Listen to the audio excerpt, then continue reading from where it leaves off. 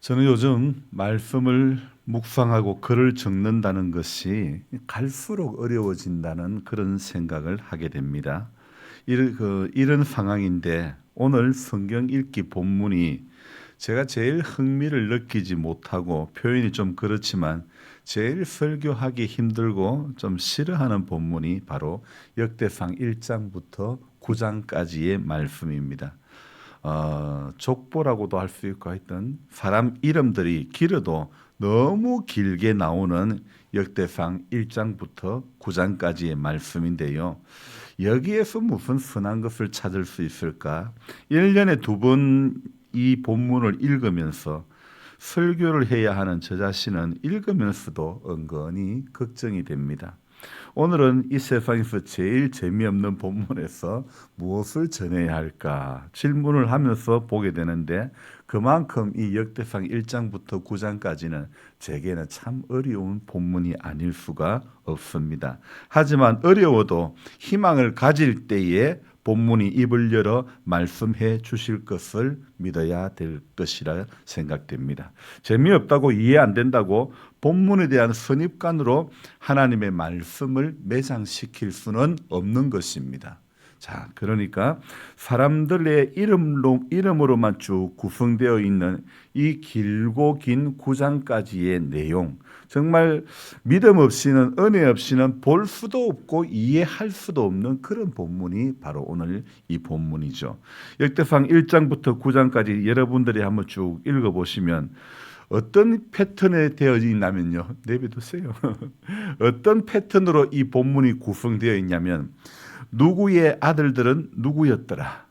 또 누구는 누구를 낳았더라. 이런 대부분의 이런 패턴으로 구성이 되어 있습니다.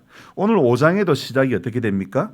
이스라엘의 장자 르우벤의 아들들은 이러하니라. 이렇게 누구의 아들은 누구더라, 누구의 아들은 이러하니라, 이런 패턴으로 쭉 기록이 되어 있는 것을 우리는 알 수가 있습니다. 자, 5장 1절을 한번 보면요.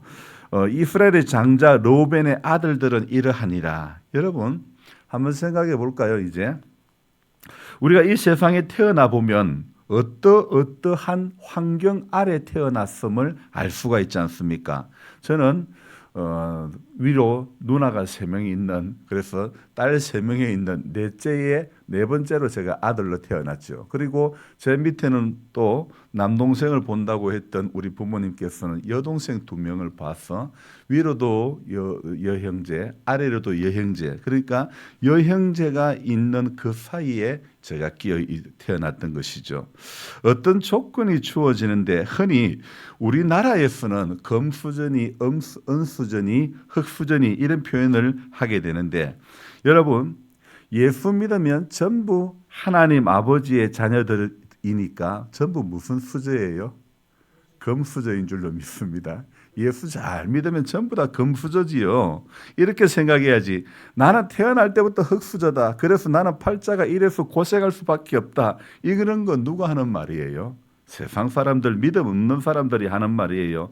신앙의 패배에서 흙수저들이 진짜 하는 말들이 이런 말입니다. 여러분, 상황이 좋다고 해서 반드시 그 사람이 훌륭하게 되는 것도 아니고 그 사람의 인생이 좋아지는 것도 아니더라 이겁니다.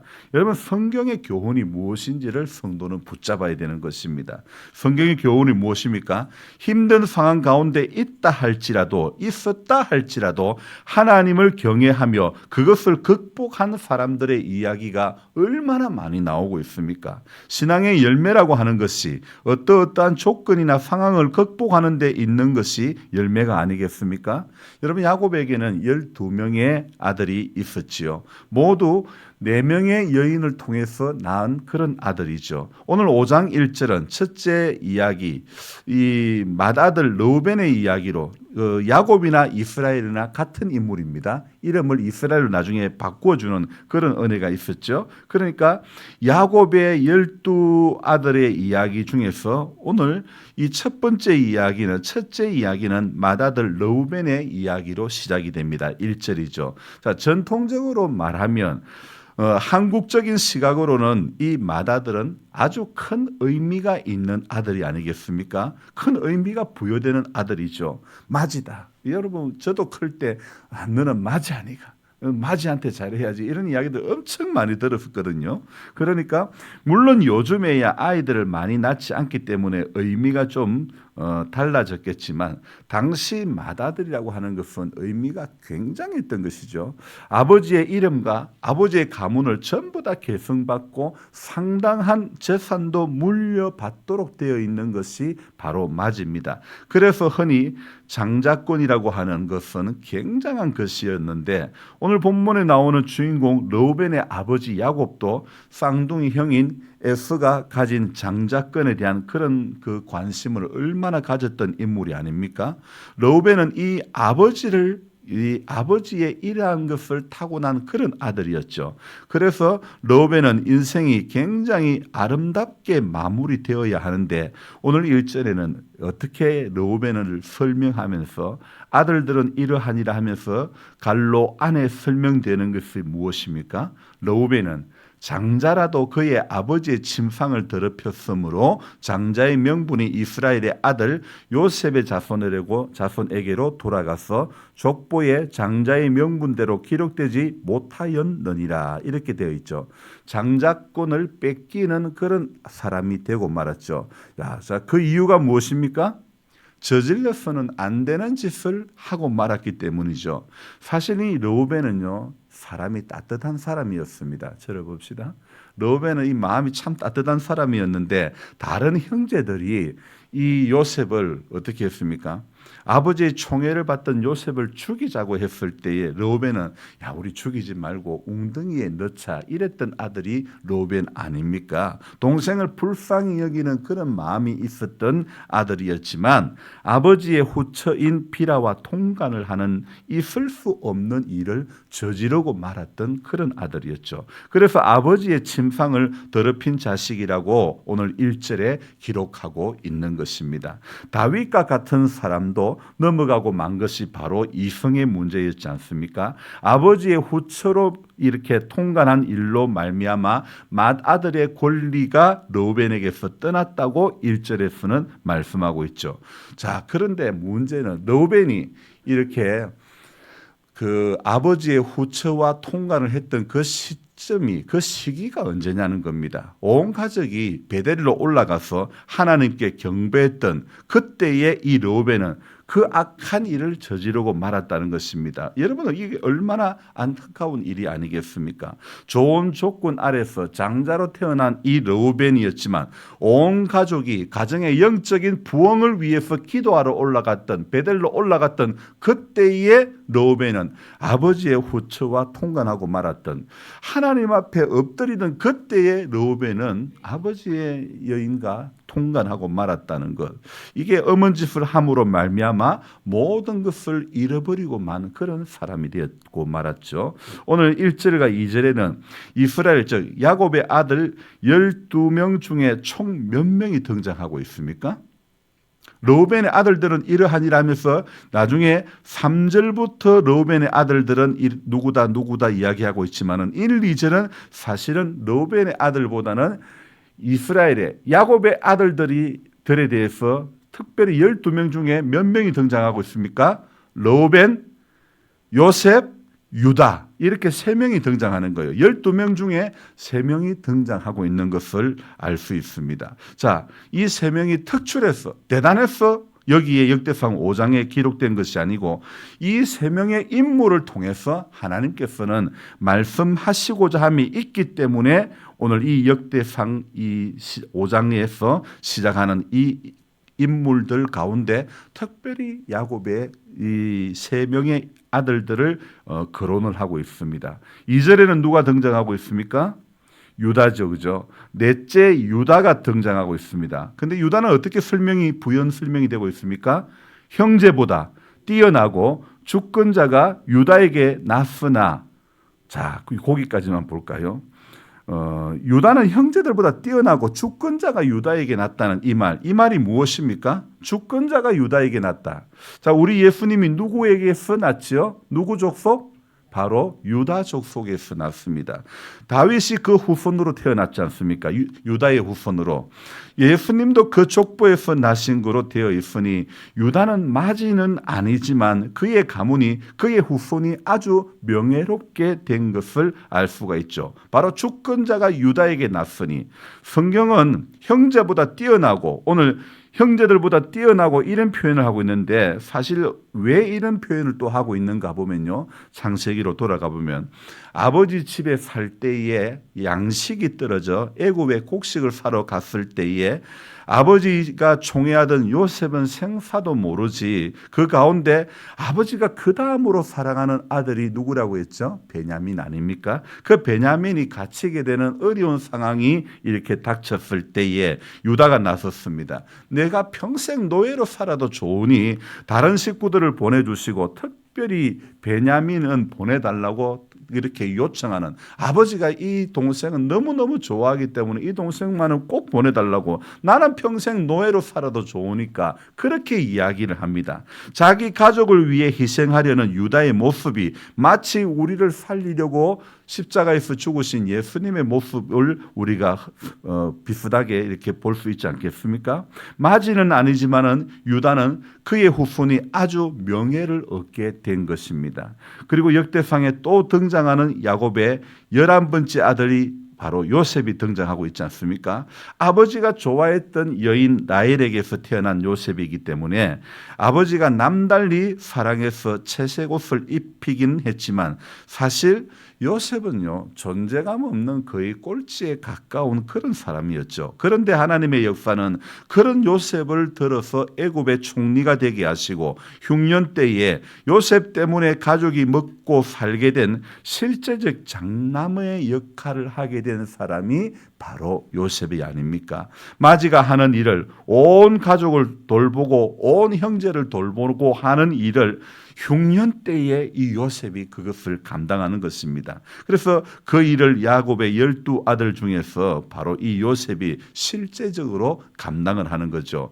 17살의 노예로 끌려가 온갖 고생하고 심지어 누명을 덮어 쓰기도 하고 감옥살이까지 다 하고 13년 동안 고통을 온몸으로 다 감당했던 요셉이 언제 이 요셉이 두각을 드러냅니까? 바로 흉년 때에 요셉이, 하나님은 흉년 때에 요셉을 드러내시는 겁니다.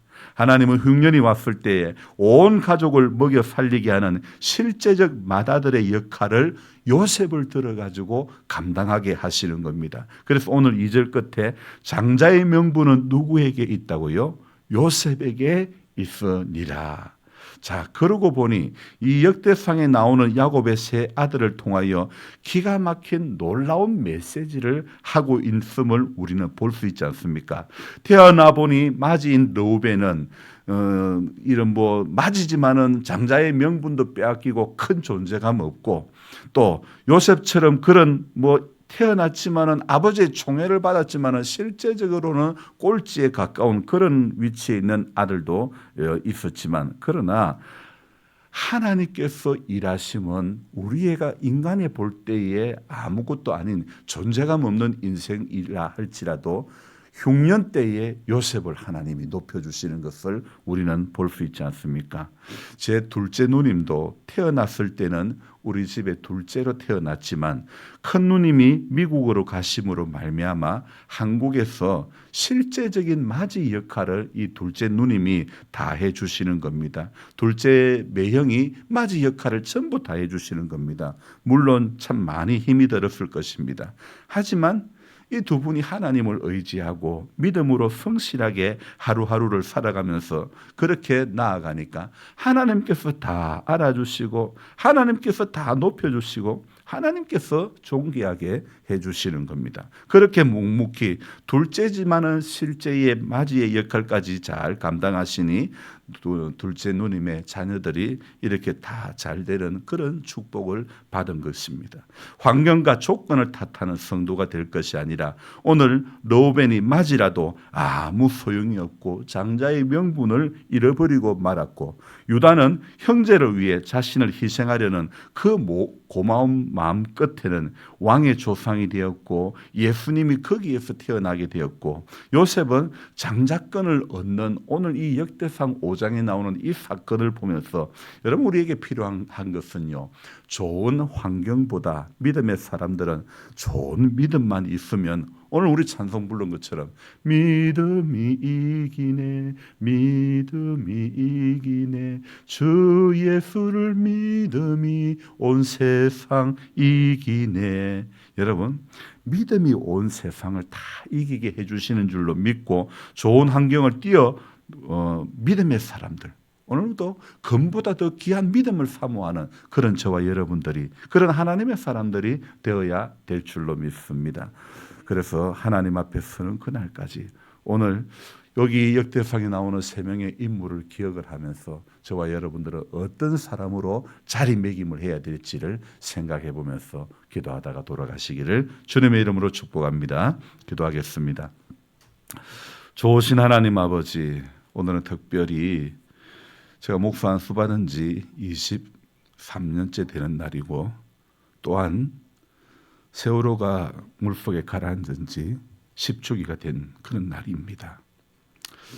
하나님께서 그 슬픔을 당한 가정들을 위로해 주시기를 원합니다. 살았으면 지금 대학을 졸업하고 이제 취업을 갓 해서 결혼할 정년기가 되었을 사랑하는 눈에 넣어도 아프지 않을 귀한 자녀들인데 하나님 생때 같은 자녀들을 잃어버린 가족들을 위로해 주시고 하나님 다시 이 땅에 이와 같은 안타까운 사건들이 일어나지 않게 해 주시옵소서. 하나님께서 우리 아픔을 당한 가정 한 가정 한 가정마다 하나님께서 한 사람 한 사람마다 위로의 하나님이 되어 주시고 오늘도 그 가정에 그 슬픔의 이날에 소망의 주님이 그 가정 속에 친히 신방해 주셔서 위로가 되어 주시기를 간절히 바라고 원합니다.